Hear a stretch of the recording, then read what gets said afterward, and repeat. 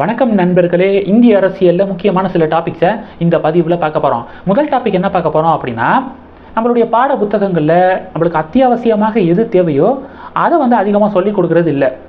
உதாரணத்துக்கு ஸ்டாம்பேட் அப்படிங்கிற ஒரு வார்த்தையை கேள்விப்பட்டிருப்பீங்க. இப்போ கூட உத்தரப்பிரதேசத்தில் நெரிசலில் சிக்கி கூட்ட நெரிசலில் சிக்கி 100க்கும் மேற்பட்டோர் இறந்து போனாங்க பார்த்தீங்களா. இது மாதிரி ஸ்டாம்பேட் சம்பவம், நெரிசலில் சிக்கி இறந்து போகிற சம்பவம்லாம் அடிக்கடி நம்ம பரவலாக பார்க்க முடியும். வேர்ல்டு ஃபுல்லாக இது மாதிரியான செய்திகளை நம்ம பார்ப்போம்.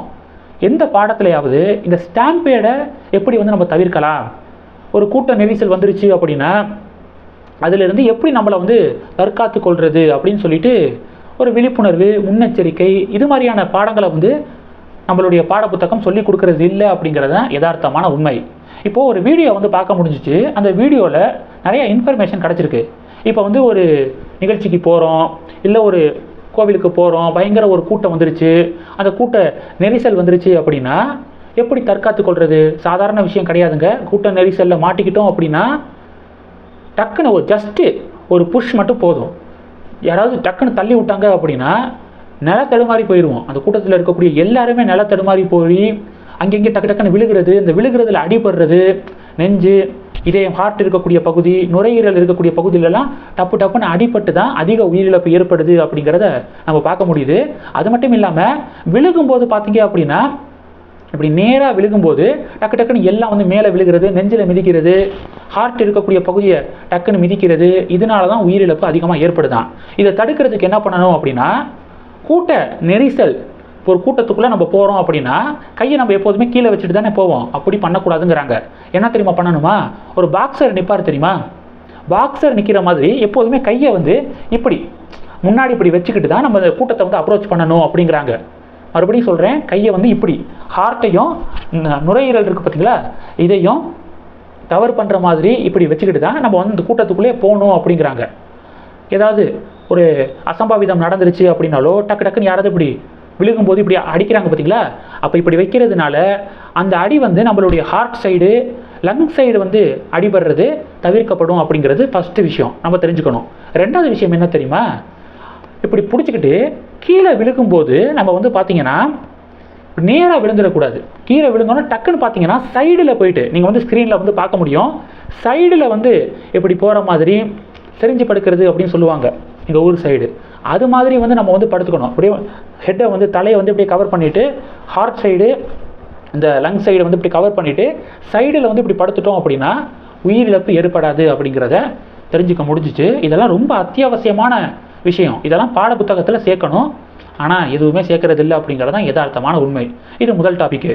ரெண்டாவது டாபிக் என்ன பார்க்க போகிறோம் அப்படின்னா, சுதர்சன் பட்நாயக் இருக்கார் பார்த்தீங்களா, யார், மணல் சிற்பம் ஃபென்டாஸ்டிக்காக செய்வார்ல, நம்ம இந்தியாவை சேர்ந்தவர். அவருக்கு இப்போ கோல்டு மெடல் கிடச்சிருக்கு. ரஷ்யாவில் இன்டர்நேஷ்னல் மணல் சிற்ப போட்டி நடந்திருக்குங்க.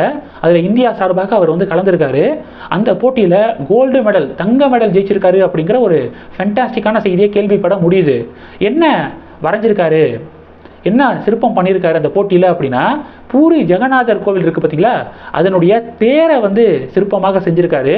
அடுத்து 14வது நூற்றாண்டுடைய கவிஞர் பக்தர் பாலராம் தாஸின் சிற்பத்தை செதுக்கியிருக்காரு அப்படிங்கிறத பார்க்க முடியுது. அதனால் அவருக்கு கோல்டு மெடல் கிடச்சிருக்கு. வாழ்த்துக்கள். இது ரெண்டாவது டாபிக்கு. மூணாவது டாபிக் என்ன பார்க்க போகிறோன்னா, சாட்டை துரைமுருகன் அவர்கள் கலைஞர் கருணாநிதி அவர்களுக்கு எதிராக ஒரு பாட்டை பாடிட்டாரு அப்படின்னு அவரை கைது பண்ணாங்க. ஆனால் நீதிபதி பார்த்தீங்கன்னா நீதிமன்ற காவல் கிடையாது அப்படின்னு விடுவிச்சிட்டாரு சாட்டை துரைமுருகனை.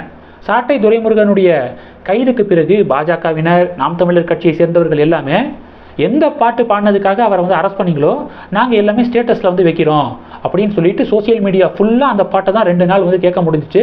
இது எல்லாத்தையும் நம்ம பார்த்துருப்போம். பத்தாவதுக்கு சீமானவர்கள் அந்த பாடலை நான் பாடுறேன் அப்படின்னு அவரும் பாடி காமிச்சாரு. இதெல்லாம் நம்ம பார்த்துருப்போம். இப்போ சுப வீரபாண்டியன் இருக்கார் பார்த்தீங்களா, அவர் ரொம்ப கலங்கியிருக்காரு. அழுகலை, ஆனால் உள்ளுக்குள்ளே பயங்கரமாக அழுகிற மாதிரி ரொம்ப வேதனையோட ஒரு விஷயத்தை பேசியிருக்காரு.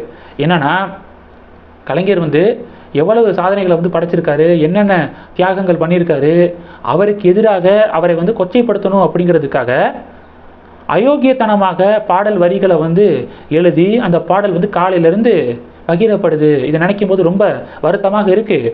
இப்படி கலைஞருக்கு எதிராக தவறான வரிகளை வச்சு பாட்டெல்லாம் எழுதுகிறாங்க பார்த்தீங்களா. இதெல்லாம் நம்ம பார்க்கும்போது நமக்கு வந்து அவங்க வந்து உணர்வு ஊட்டுகிறார்கள், நம்மளுடைய நரம்பு இருக்குது பார்த்தீங்களா, அதெல்லாம் வந்து முறுக்கேற்றுறாங்க அப்படின்னு சொல்லிட்டு இப்போ சுப வீரபாண்டியன் அவர்கள் ரொம்ப வருத்தத்தோடு வந்து பேசியிருக்காரு. அதை நம்ம பார்க்க முடியுது. கமெண்ட் செக்ஷனில் பாஜகவினர், நாம் தமிழர் கட்சியை சேர்ந்தவர்கள் இவரெல்லாம் வருத்தப்படுறது ரொம்ப மகிழ்ச்சியாக இருக்குப்பா அப்படின்னு சொல்லிட்டு கமெண்ட் வந்து போட்டுக்கிருக்காங்க. இது வந்து 3வது டாபிக். கடைசி டாபிக் என்ன பார்க்க போகிறோம் அப்படின்னா, அதிமுகவுடைய பொதுச் செயலாளர் எடப்பாடி பழனிசாமி அவர்கள் தோல்வி, பாராளுமன்ற தேர்தலில் தோல்வி அடைஞ்சது பற்றி, எதுக்காக தோல்வி அடைஞ்சோம், எப்படி நம்ம ஓவர் கம் பண்ணணும் அப்படின்னு சொல்லிட்டு ஆலோசனை நடத்திக்கிருக்காரு. 10ஆம் தேதியிலிருந்து 19ஆம் தேதி வரைக்கும் ஆலோசனை அப்படின்னு சொல்லிட்டு அறிவிக்கப்பட்டுச்சு. 2 நாள் 3 நாள் ஆலோசனை வந்து முடிஞ்சிருக்கா. இப்போ பார்த்தீங்கன்னா டெம்பரவரியாக அந்த ஆலோசனை கூட்டத்தை ஒத்தி வச்சுருக்காங்க அப்படிங்கிற ஒரு செய்தியை வந்து கேள்விப்பட முடியுது. பாஜகவினர் என்ன சொல்கிறாங்கன்னா, அந்த ஆலோசனை கூட்டத்தில் வரக்கூடிய எல்லா அதிமுக நிர்வாகிகளும் பாஜகவோடு கூட்டணி வேணும், பிரிந்த தலைவர்கள் ஒன்று சேரணும் அப்படிங்கிற 2 டிமாண்டை தான் முன்வைக்கிறாங்க. வரக்கூடிய ஒவ்வொரு நாளும் இதை எல்லாரும் சொல்லிக்கிட்டே இருக்காங்க. ஸோ இதன் காரணமாக தான் கடுப்பாகி எடப்பாடி பழனிசாமி அவர்கள் இந்த மீட்டிங்கே ஒத்தி வச்சுட்டாரு அப்படின்னு சொல்லிட்டு பாஜகவினர் சொல்கிறாங்க. இல்லை அதெல்லாம் கிடையாது அப்படின்னு சொல்லிட்டு 17ஆம் தேதி மட்டும்தான் நாங்கள் ஒத்தி வச்சிருக்கோம் அப்படிங்கிற மாதிரி அதிமுகவினர் விளக்கம் கொடுக்குறாங்க. இந்த ஒரு டிபேட் நடக்குது. இந்த டாபிக்ஸ் எல்லாத்தையும் பற்றி உங்களுடைய பார்வைகளை மறக்காமல் கமெண்ட் பண்ணுங்கள். இந்த வீடியோ பிடிச்சிருந்துச்சுன்னா லைக் பண்ணுங்கள், ஷேர் பண்ணுங்கள். மறக்காமல் நம்ம சேனலை சப்ஸ்கிரைப் பண்ணுங்கள். மேலும் நம்ம சேனலுக்கு சப்போர்ட் பண்ணணும் அப்படின்னு ஆசைப்பட்டீங்கன்னா, நான் பேசக்கூடிய வீடியோ கீழே நன்றி அப்படிங்கிற ஆப்ஷன் இருக்குது. அதை கிளிக் பண்ணி உங்களால் முடிந்த தொகையை சேனல் வளர்ச்சிக்காக கொடுத்து உதவி செய்யலாம். இல்லை ஜாயின் பட்டனை கிளிக் பண்ணி நம்ம சேனலுக்கு மெம்பராக வந்து ஆகலாம். நன்றி. ஜெய் ஹிந்த்.